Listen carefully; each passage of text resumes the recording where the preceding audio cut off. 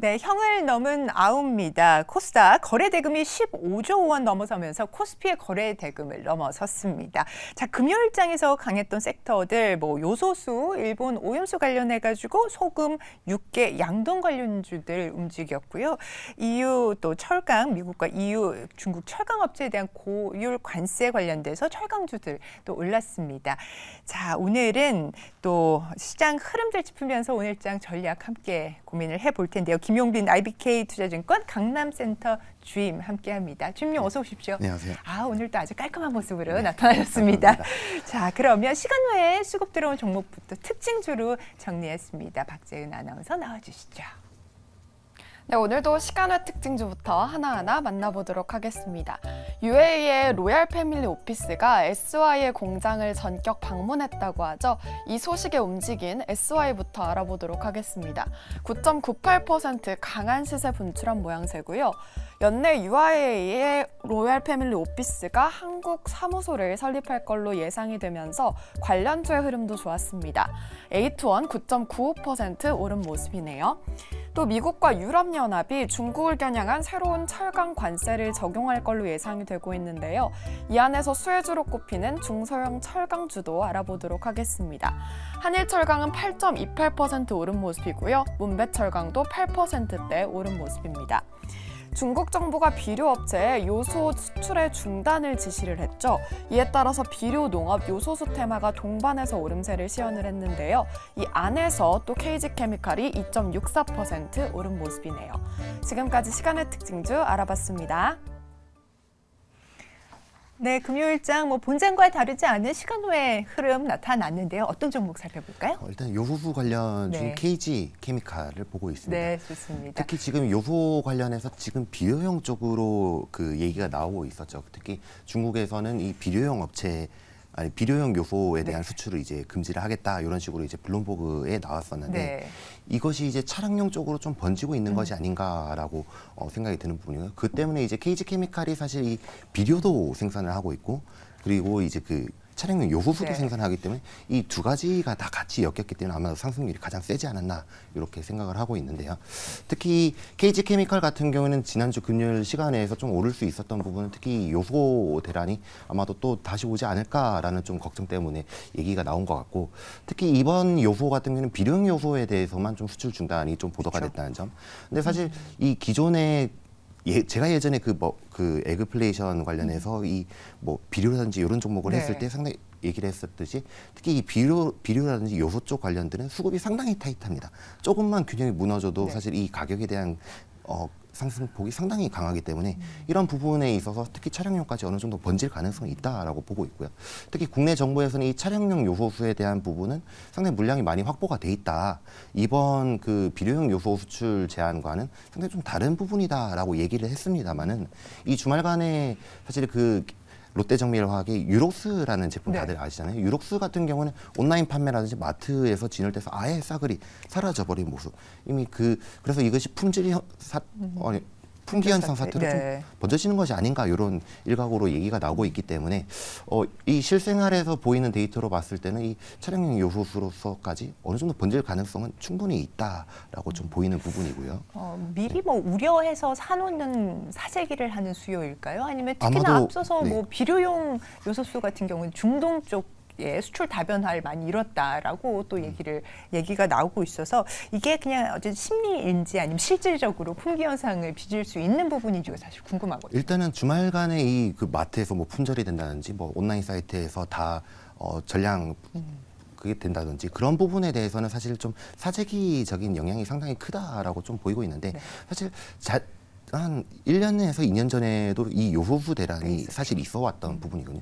근데 그 당시도 생각을 해보면 이 사재기라는 부분이 상당히 많았습니다. 근데 그런 부분이 이런 차량용 요소 그 품귀 현상 사태를 좀 발생시키는 트리거였다라고 보고 있고요. 특히 정부에서도 이 차량용 요소수에 대한 좀 안정에 대한 얘기를 자꾸 강조하는 것은 이런 품귀 현상 사태를 좀 사전에 좀 미리 방지하기 위한 좀 의도가 아닌가라고 생각을 하고 있고요.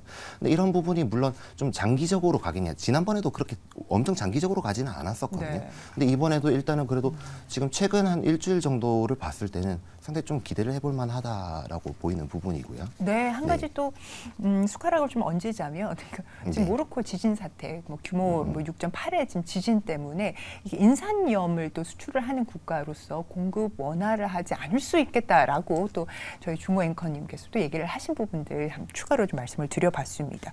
자, 그러면 이게 요소수 테마 외에도 원래 볼만한 자리였다 이렇게 보시는지요? KG 케미칼 같은 거는 네. 요소수 테마 전에도 그래도 볼만한 자리였다라고 보이고 있고요. 특히 KG 케미칼 같은 경우는 KG 그룹 내 어느 정도 거의 투자회사 겸 지주회사로서의 역할을 하고 있는 부분인데 사실 이 KG 스틸이라든지 예전에 그런 것들이 인수하면 사실 욕도 많이 먹었었죠. 뭐 할리스 커피라든지 그런 것들이 인수하고 근데 그 부분들이 실적 성과로 상당히 잘 나오고 있는 부분이고 특히 이 지주회사로서의 주주 친화적인 요소도 계속적으로 실행을 하고 있거든요. 최근에 뭐 자사주 소각을 한다든지 아니면 배당금을 계속적으로 늘려가는 정책이라든지 이런 부분으로 봤을 때는 사실 그렇게 많이 부담되는 가격적인 전략은 아니다. 아니, 부담되지 않는 가격이다라고 볼 수 있겠습니다. 네, 그러면 가격 전략 확인하겠습니다. KG 케미컬 지금 뭐 접근하기 좋은 가격대는 어느 정도라고 보시면? 일단은 매수가 같은 경우에는 시간의 가격 네. 정도인 한 8,900원을 제시를 하겠고요. 목표가는 11,000원, 손절가는 8,000원으로 제시를 하겠습니다. 네, KG 케미컬에 대한 가격 전략까지 지금 하단으로 확인하고 계십니다. 자, 그렇다면 저희가 코스피 지수가 4거래일 연속 하락한 상황이었고 금요일장 복귀를 해보면 오후장 들어서 개인과 기관 매수세 유입되면서 보합권의 거래를 마감했습니다. 외국인 3거래일 연속 매도 우위 가져가고 있는데요. 외국인과 기관이 담은 종목 특징주로 확인하겠습니다. 네, 전기차 충전소 추천 서비스에 돌입한 기업부터 알아보도록 할 텐데요. 이노션을 외국인은 10거래일째 담고 있는 모습입니다. 최근 외국인이 계속해서 화장품제 러브콜을 보내고 있는데요. 그 안에서 코스맥스를 9거래일째 사들이고 있습니다.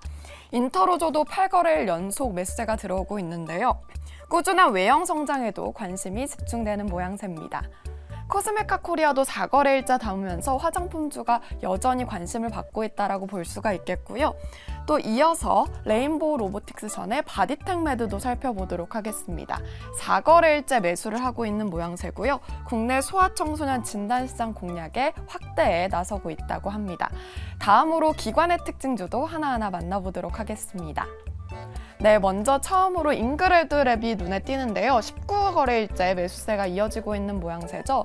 최근에 매크로 환경이 좋지 않음에도 불구하고 K뷰티의 선전 미국에서 계속되고 있습니다. 쌍용 CNE도 19거래일째 담고 있는데요. 시멘트를 팔아서 손실 보전에 나서고 있습니다. 아모레퍼시픽 역시 13거래일째 사들이는 모양새죠.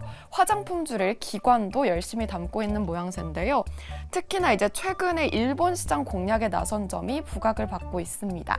인바디는 11거래일째 매수세 들어오고 있는데요. 활용도가 높기 때문에 수요 증가에 대한 기대감이 있습니다.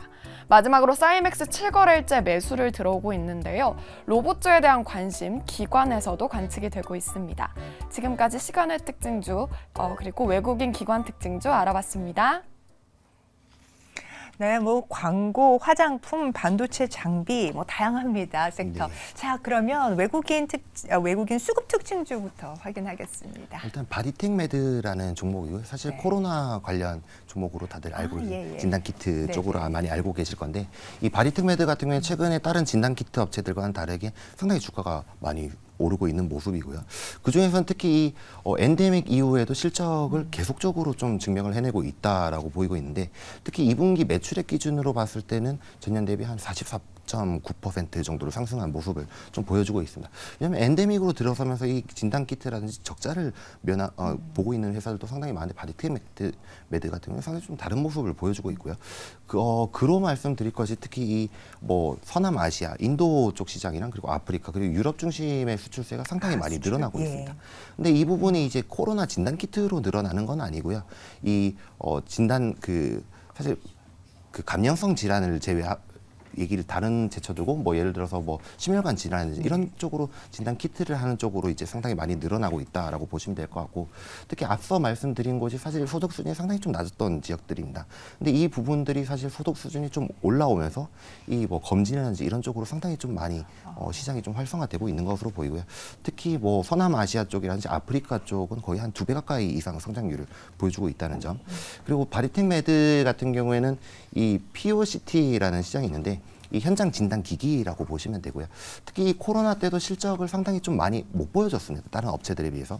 근데 그랬던 이유 중에 하나가 이 현장 진단 기기라는 기기가 필요하다 보니 이런 부분에 있어서 사실 다른 제품들보다 좀 간편성에 대해서 상당히 좀 많이 떨어졌다라고 보시면 될 것 같고요. 근데 이 부분이 좀 감염적인 질환으로서 볼 게 아니라 뭐 앞서 말씀드렸던 뭐 혈당이라든지 그런 것들을 비롯해서 그 의료 환경을 특히 좀 커버리지를 확대시킬 수 있는 그쪽으로 좀 보시면 될 것 같고요. 그리고 TDM 진단이라는 좀 시장에서도 상당히 좀 기대가 되는 부분인데, TDM이라고 하면 약물 치료 약물에 대한 이제 그 어느 정도 노출도 이런 것들을 체크를 하는 부분인데, 예를 들어서 뭐 면역 항암제 이런 것들을 이제 주사를 맞는다고 했을 때 사실 이 그 환자가 좀 적은지 아니면 너무 과다한지 아니면 여기에 대해서 알러지가 생길 수 있는지 이런 부분을 좀 체크하는 부분이라고 보시면 될 것 같고요.